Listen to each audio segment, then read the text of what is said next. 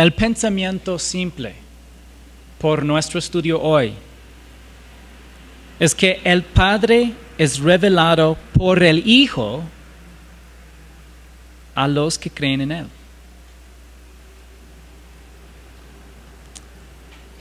Lucas 12:48 dice, a todo el que se le haya dado mucho, mucho se demandará de él. Y el que mucho le han confiado más, la exigirán. Este principio de la palabra de Dios se ha convertido en una frase que se repite con frecuencia en la sociedad occidental, incluso por personas que no conocen la Biblia. Aunque no se encuentra en nuestro pasaje de hoy, veremos el principio aplicado de manera dramática, la responsabilidad de la revelación que uno ha recibido. Anteriormente vimos que el deseo de Dios, incluso para sus enemigos, era que pudieran ser salvos. Todos podemos decir, alabado sea el Señor, que Dios incluso quiso salvar a sus enemigos porque según Romanos 5, 6 a 10, nosotros éramos enemigos de Dios. Pero Él nos amaba de todos modos y no fue un amor que simplemente dice te amo, sino que Dios demostró su amor al enviar a su Hijo a morir en la cruz por nuestros pecados como nuestro sustituto en nuestro lugar.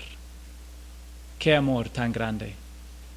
La semana anterior nosotros estábamos estudiando acerca un poco de la forma en que nosotros debemos también amar, no solamente en palabra, sino de hecho y en verdad, y mediante compartir el Evangelio con los que lo necesitan. Es importante tener esto en cuenta ahora que leemos cómo Jesús condenó a las ciudades de Israel que habían visto la mayoría de los milagros y sin embargo lo rechazaron como el Mesías. Por favor, abran sus Biblias conmigo en Mateo capítulo 11 y comenzando en verso 20. Leemos. Entonces Jesús comenzó a reprender a las ciudades en las que había hecho la mayoría de sus milagros, porque no se habían arrepentido. La palabra milagros significa obras poderosas y tiene un énfasis diferente a la palabra señales. Aunque milagros y señales ambos fueron diseñados para demostrar su mesianismo, milagros enfatiza la demostración de poder. Las personas en las siguientes ciudades vieron impresionantes demostraciones de poder que deberían haberlos convencido absolutamente de que Jesús era el Redentor, Salvador y Mesías. ¿Qué fueron esas ciudades? Leemos. Ay de ti, Corazín, ay de ti, Betsaida. Porque si los milagros que se hicieron en ustedes se hubieran hecho en Tiro y en Sidón, hace tiempo se hubieran arrepentido en silicio y ceniza. Por eso les digo que en el día del juicio será más tolerable el castigo para Tiro y Sidón que para ustedes. Aquí en la mapa podemos ver Corazín y Betsaida, ciudades de Galilea, norte del mar de Galilea. Corazín era una de las ciudades donde Jesús había realizado milagros. Pero los evangelios no registran ninguno de los milagros realizados ahí. Esto nos recuerda que solo una pequeña parte de las cosas que Jesús dijo y hizo fueron registrados por los escritores de los evangelios.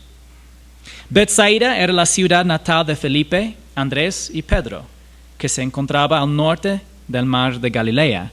Se registran varios de los milagros que Jesús realizó ahí. Corazín y Betsaida vieron milagros asombrosos, pero se negaron a arrepentirse. ¿Qué significa arrepentirse? Significa cambiar tu forma de pensar, un cambio de mente. Tanto Juan como Jesús predicaron un mensaje que requería que el pueblo judío cambiara su forma de pensar acerca de lo que realmente salva. Se requería que confiaran en Dios y en su palabra y respondieran por fe a la revelación divina que habían recibido. Entonces, queremos preguntar esta mañana, ¿qué tipo de revelación divina había recibido la gente de Galilea?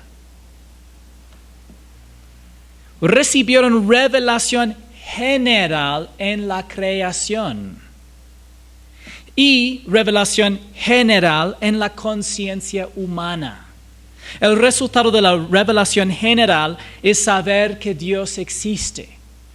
La realidad es que todos saben que Dios existe por su conciencia humana y por la creación de Dios.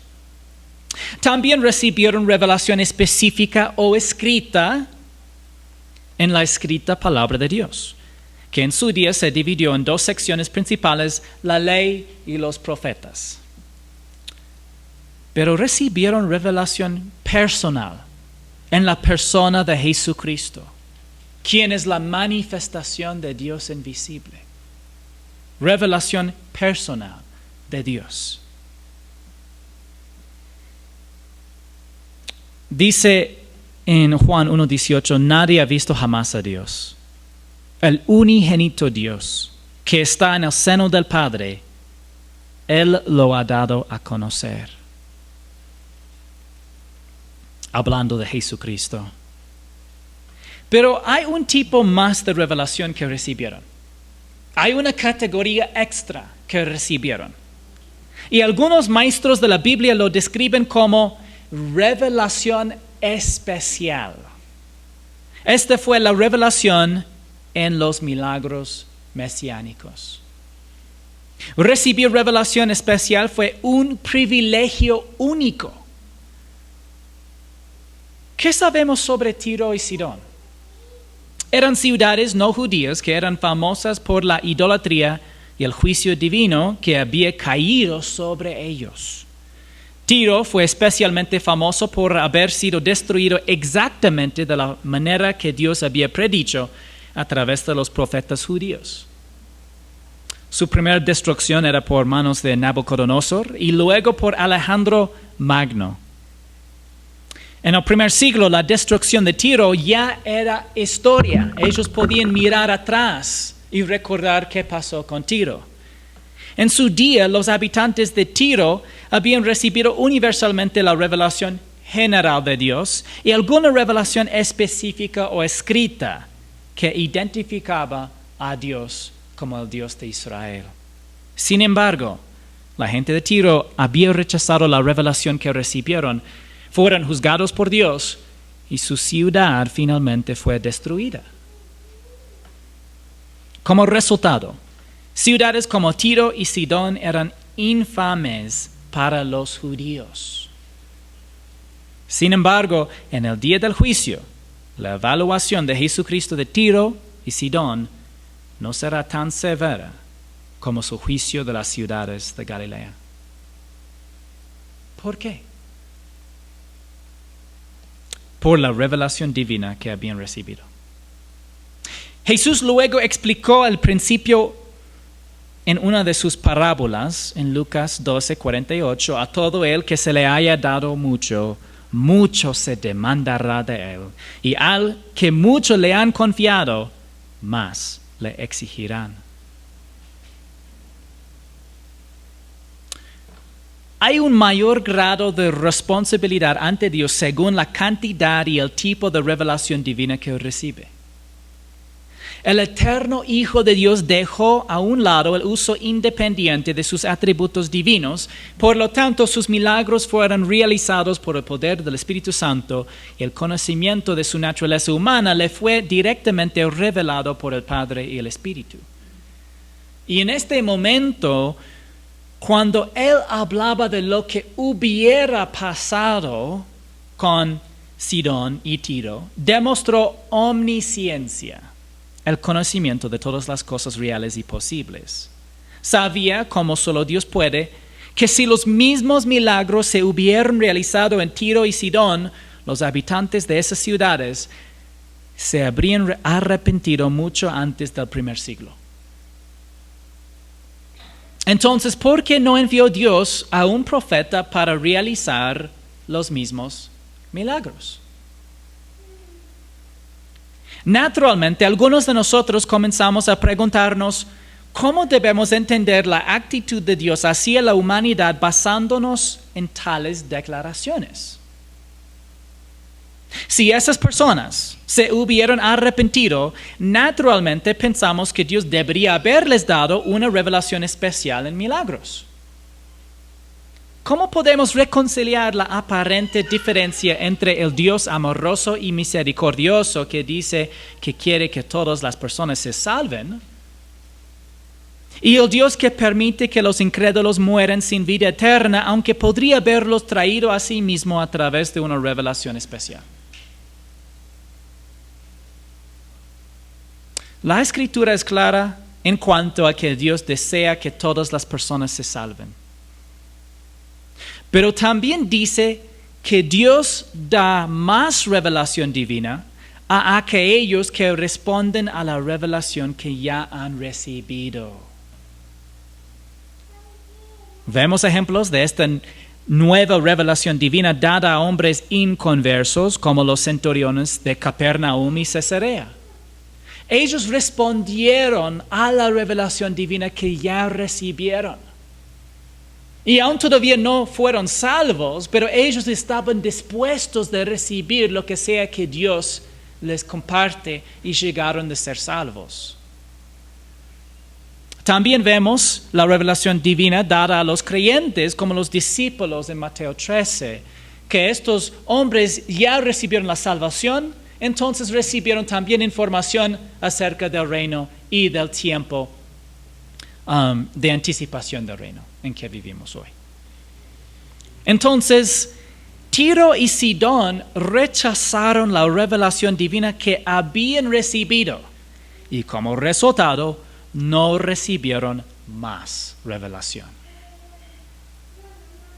Recuerde que toda revelación divina es un acto de la gracia de Dios, su favor inmerecido, porque por naturaleza el hombre no busca a Dios.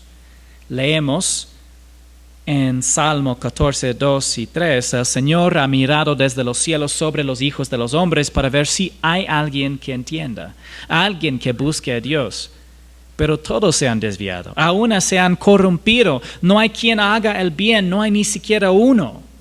Y este pasaje fue citado por el apóstol Pablo en Romanos capítulo 3 como ejemplo de la condición humana universal. Por lo tanto, no es realmente el hombre quien busca a Dios, es Dios quien busca al hombre. Y la razón es porque Él nos creó y nuestro propósito es conocerlo, amarlo y glorificarlo. Dios quiere una relación personal con nosotros. Pero Él también nos dio voluntad para que podamos elegir. Y por eso nos exhorta a elegirlo a Él, pero no nos obliga y por eso juzgará a quienes lo rechacen. Hay civilizaciones y grupos de personas a lo largo de la historia mundial que recibieron incluso menos revelación divina que Tiro y Sidón, pero recibieron revelación general y la rechazaron. Leemos Romanos 1, 20 y 21. Porque desde la creación del mundo sus atributos invisibles, su eterno poder y divinidad se han visto con toda claridad, siendo entendidos por medio de lo creado, de manera que ellos no tienen excusa. Pues aunque conocían a Dios, no lo honran como a Dios, ni le dieron gracias, sino que se hicieron vanos en sus razonamientos y su necio corazón fue entenebrecido. Después de describir el apóstol Pablo, después de él describir el juicio temporal de Dios sobre las personas que han recibido revelación divina general y rechazado, el apóstol Pablo incluyó por qué fueron juzgados en verso 25, porque ellos cambiaron la verdad de Dios por la mentira y adoraron y sirvieron a la criatura en lugar del Creador, quien es bendito por los siglos. Amén. En otras palabras, toda persona realmente no tiene excusa delante de Dios debido a su respuesta a la revelación de Dios. Verdaderamente, Dios ha revelado su persona a toda la humanidad. Y toda persona tiene la oportunidad de responder a la revelación que ha recibido. La pregunta para la humanidad es: ¿quieres conocer a Dios y escapar del juicio? ¿O reemplazarás a Dios con otra cosa? La Escritura dice en Salmo 19, versos 1 y 2, los cielos proclaman la gloria de Dios y el firmamento anuncia la obra de sus manos. Un día transmite el mensaje al otro día y una noche a la otra noche revela sabiduría. Dios se revela al hombre a través de la creación. La razón por la que lo hace es porque quiere una relación personal con nosotros. Pero lamentablemente hay muchas personas que rechazan esta revelación. ¿Qué otra ciudad reprendió a Jesús? Seguimos leyendo nuestro pasaje en versos 23 y 24. Y tú, Capernaum, ¿acaso serás elevada hasta los cielos? Hasta el Hades descenderás. Porque si los milagros que se hicieron en ti se hubieran hecho en Sodoma, ésta hubiera permanecido hasta hoy. Sin embargo, les digo que en el día del juicio será más tolerable el castigo para la tierra de Sodoma que para ti. ¡Wow! Aquí vemos en el mapa Capernaum, en la misma región de Corazín y de Betsaida.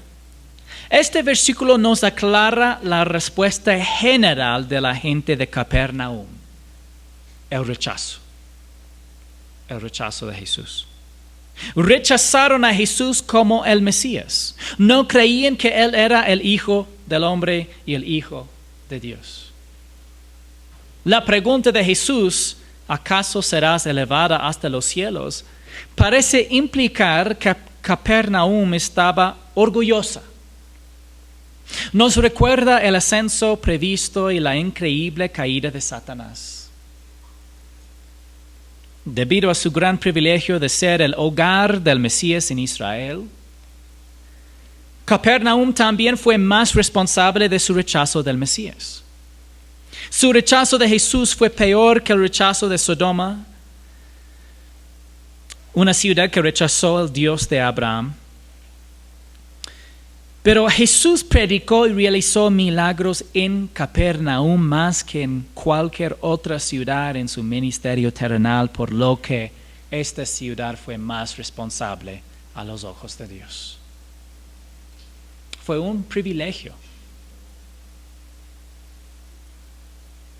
Poco hay que decir sobre Sodoma. Esa famosa ciudad fue destruida en el juicio divino temporal en los días de Abraham.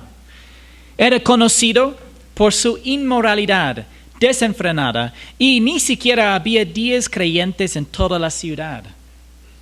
Un memorial del juicio de Dios permanece en Israel hasta el día de hoy: el mar Muerto.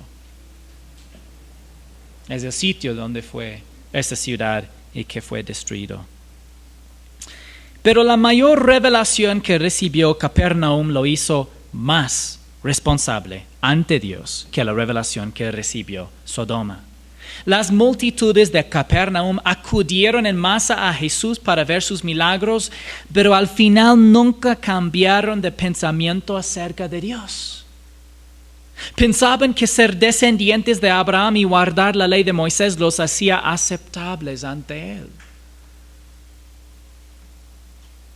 ¿Qué es el día del juicio? Parece que Jesús está refiriendo al juicio que ocurrirá al fin de los primeros 1000 años del reino eterno. Después de la rebelión final de Satanás, Jesucristo se sentará en un gran trono blanco y juzgará a los incrédulos de todas las edades de la historia humana. Leemos acerca de este juicio en Apocalipsis capítulo 20 y versos 11 al 15. Vi un gran trono blanco y aquel que estaba sentado en él, de cuya presencia huyeron la tierra y el cielo y no se halló lugar para ellos. También vi a los muertos, grandes y pequeños, de pie delante del trono, y los libros fueron abiertos. Otro libro fue abierto, el cual, que es el libro de la vida, y los muertos fueron juzgados por lo que estaba escrito en los libros, según sus obras.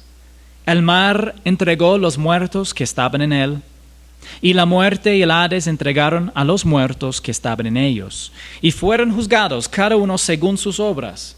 La muerte y el Hades fueron arrojados al lago de fuego. Esta es la muerte segunda, el lago de fuego. Y él, que no se encontraba inscrito en el libro de la vida, fue arrojado al lago de fuego. El hecho de que estos muertos resucitan del Hades nos dice que son incrédulos, porque las almas de los creyentes ya no van al Hades cuando mueren, aunque sí lo hacían antes de la ascensión de Jesucristo. En el juicio del gran trono blanco, también conocido como el juicio final, los incrédulos serán juzgados según sus obras. Pero nadie es justificado ante Dios por sus obras. Por lo tanto, permanecerán condenados. Y su nombre no se encuentra en el libro de la vida porque rechazaron a Jesucristo. Y como resultado son arrojados al lago de fuego. ¿Hay diversos grados de sufrimiento en el lago de fuego? Parece que sí hay. Y el mayor grado caerá sobre aquellos que recibieron mayor revelación divina, pero lo rechazaron. El principio es que cada persona es responsable de la luz que le ha dado. Entonces, ¿es mejor no conocer la palabra de Dios? Definitivamente no. Es mejor conocer el Evangelio y creerlo. Cuando lo hace, se convierte en un hijo de Dios con la vida eterna y nunca podrá separarse del amor de Dios.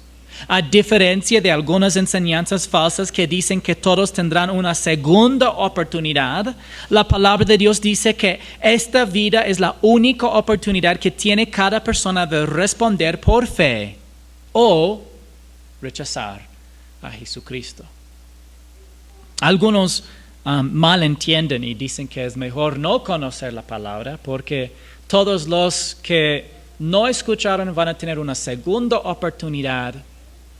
Pero ignora lo que dice la Biblia, y es que todos han recibido revelación divina de alguna forma u otra. Dice en Hebreos 9, 27 y 28, y así como está decretado que los hombres mueran una sola vez, y después de esto el juicio, así también a Cristo, habiendo sido ofrecido una vez para llevar los pecados de muchos, aparecerá por segunda vez, sin relación con el pecado, para salvación de los que ansiosamente lo esperan. Cristo murió en la cruz solo una vez y nunca volverá a morir, según Romanos 6:9. Asimismo, se establece que cada persona muera una sola vez. Luego se enfrentará a uno de los siguientes 3 juicios, dependiendo de la época de la historia en la que vivió y si era creyente o incrédulo. Independientemente del juicio al que se enfrente, muere físicamente solo una vez. No existe la reencarnación, la creencia de que el espíritu humano entra en un nuevo bebé después de la muerte y por lo tanto vive múltiples vidas diferentes. No hay eso en la Biblia.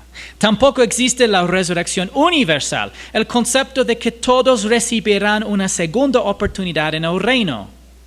la Escritura es clara en que ahora es el tiempo propicio, ahora es el día de salvación. Por eso no debemos demorarnos en compartir el Evangelio. Y los perdidos no deben demorar en confiar en Cristo. En aquel tiempo Jesús dijo: Te alabo, Padre, Señor del cielo y de la tierra, porque ocultaste estas cosas a sabios y inteligentes y las revelaste a los niños. Sí, Padre, porque así fue de tu agrado. En aquel tiempo no es un marcador cronológico claro en Mateo.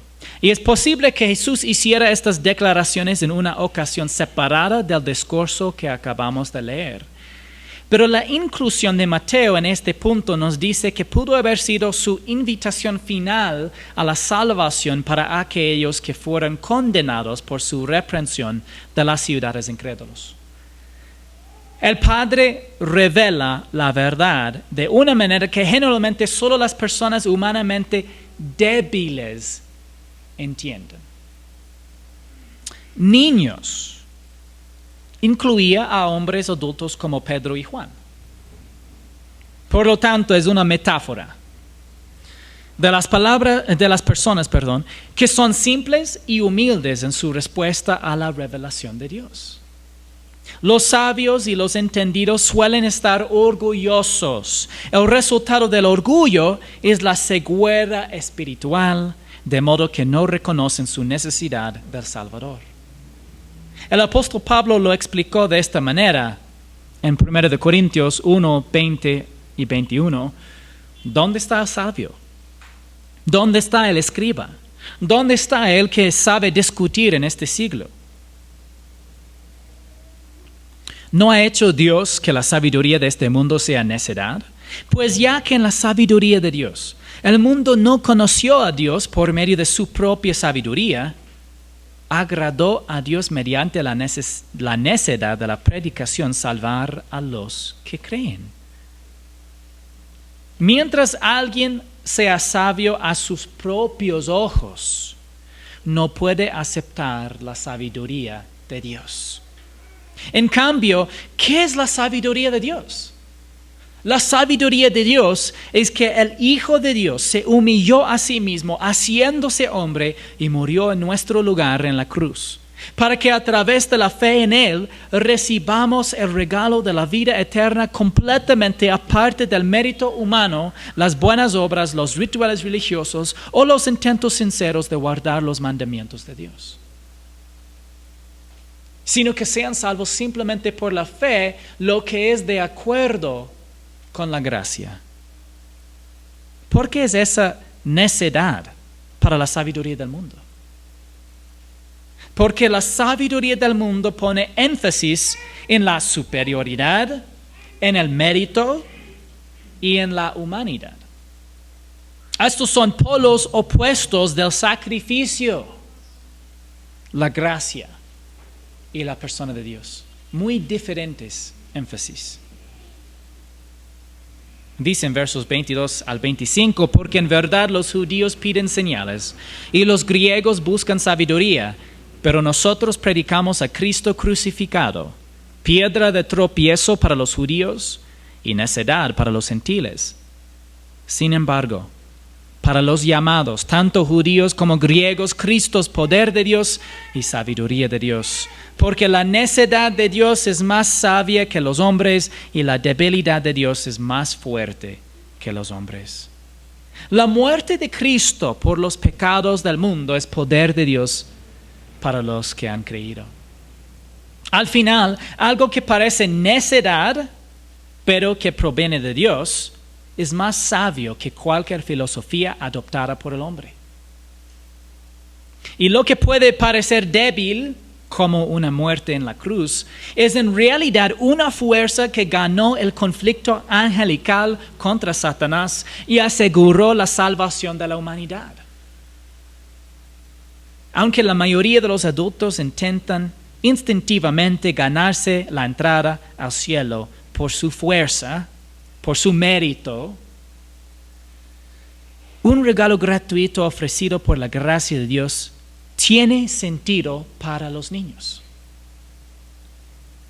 Más adelante en su ministerio, Jesús dijo que solo aquellos que llegan a ser como niños entrarán en el reino de Dios. En Mateo 18, versos 2 y 3, Él, llamando a un niño, lo puso... Quería estornudar, pero no pude. Lo puso en medio de ellos y dijo, en verdad les digo que si no se convierten y se hacen como niños, no entrarán en el reino de los cielos. Eso es lo que Jesús quiso decir con ocultaste estas cosas a sabios y inteligentes y las revelaste a los niños. Solo aquellos que confiaron en Cristo como los niños, es decir, simplemente recibieron la revelación de Dios a través de Cristo. Como un niño confía en sus padres, el Padre quiere que confiemos en el Hijo para la vida eterna. Es una confianza sencilla, no es complicada, no es algo teológica, es simplemente de confiar en Él y de recibir su gracia y la salvación como un regalo gratuito. Volviendo a Mateo capítulo 11, verso 27, nuestro pasaje. Todas las cosas me han sido entregadas por mi Padre. Y nadie conoce al Hijo sino el Padre, ni nadie conoce al Padre sino el Hijo, y aquel a quien el Hijo se lo quiera revelar. A lo largo del ministerio terrenal de nuestro Señor, dio más revelaciones acerca de la Trinidad que no se entendían tan claramente en el Antiguo Testamento. Todas las cosas me han sido entregadas por mi Padre, incluía nuestra salvación eterna, razón por la cual nuestra actitud hacia el eterno Hijo de Dios es tan importante. Debo mencionar que no podemos entender perfectamente algo que es infinito y trascendente. Pero podemos saber y creer lo que Dios ha revelado sobre sí mismo, incluso que Él es infinito y trascendente. Nadie conoce realmente al Hijo o al Padre excepto ellos. El apóstol Pablo dijo lo mismo sobre el Espíritu Santo en 1 Corintios 2:11, porque entre los hombres, ¿quién conoce los pensamientos de un hombre, sino el Espíritu del hombre que está en él? Asimismo, nadie conoce los pensamientos de Dios, sino el Espíritu de Dios.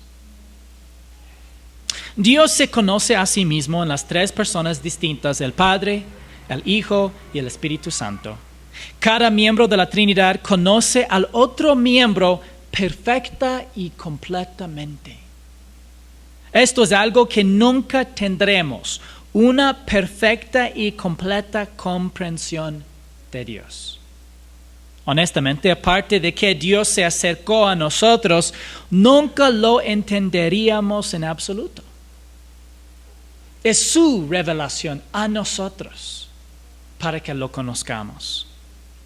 Jesús dijo que nadie conoce al Hijo sino el Padre. Así que hay algunas cosas sobre el Hijo que solo el Padre conoce, dijo Thomas Constable.